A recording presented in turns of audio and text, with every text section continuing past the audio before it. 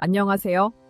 형사 고소 절차는 간단해 보이지만 실제로는 복잡하고 많은 법적 요소가 얽혀 있기 때문에 신중한 접근이 필요합니다.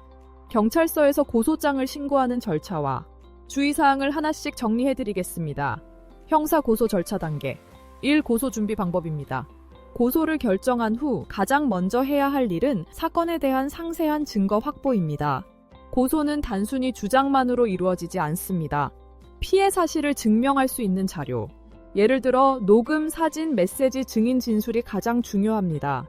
증거를 미리 준비하는 이유는 고소장 작성 시 신뢰성을 높이고 경찰 수사에 적극적인 도움을 줄 수 있기 때문입니다. 만약 증거가 부족하다면 추가적인 법적 조치가 어려울 수 있습니다. 2. 고소장 작성하기. 고소장은 피해자의 상세한 진술을 기초로 고소인의 신상 정보와 사건 발생 경위 등을 포함하여 작성합니다. 고소장에 반드시 포함해야 할 주요 사항은 다음과 같습니다. 피해 사실의 구체적인 서술, 범죄의 발생 일시와 장소, 피해 금액이나 피해 상황, 관련 증거 목록 예를 들어 메시지, 이메일, CCTV 등입니다.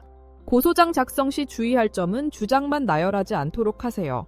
이때 중요한 것은 증거에 기반한 사실을 논리적으로 서술하는 것입니다. 3. 고소장 제출하기. 고소장을 작성한 후 관할 경찰서에 제출해야 합니다. 이때 고소를 담당하는 경찰관에게 고소장을 제출하고 접수 번호를 받는 것이 중요합니다. 고소장 접수 후 경찰은 사건의 사실 여부를 조사하게 됩니다. 경찰서에 사건 접수 후 사건 번호가 부여되면 해당 사건에 대한 수사 과정이 시작됩니다. 이후 절차에 대해 알아보겠습니다. 1. 고소장의 접수.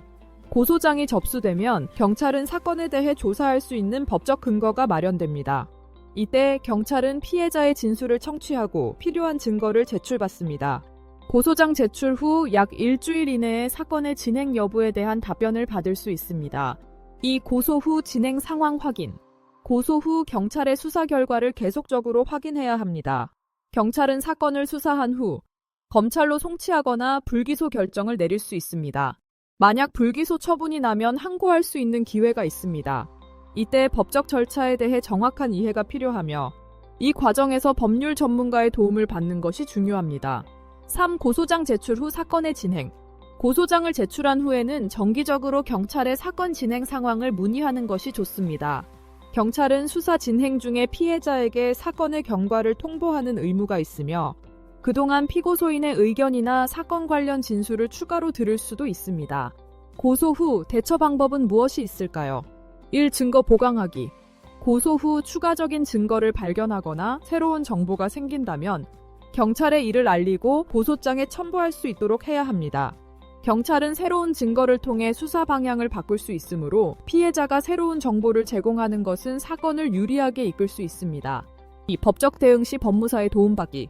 형사 고소가 진행 중이라면 형사 전문 법무사와 상담하여 법적 대응을 전문적으로 준비하는 것이 좋습니다. 전문가의 도움을 받으면 수사나 고소 단계에서 실수를 최소화할 수 있습니다. 형사 고소 절차는 단순히 문서 작성에 그치지 않습니다. 경찰과 검찰의 신속한 대응을 이끌어내기 위한 철저한 준비가 필요합니다. 고소 후 전문가의 상담과 법적 조치를 받는 것이 사건을 유리하게 이끌 수 있는 중요한 방법입니다. 고소장 작성이 필요하다면 영상 고정 댓글에 있는 연락처로 언제든지 문의 가능합니다. 감사합니다.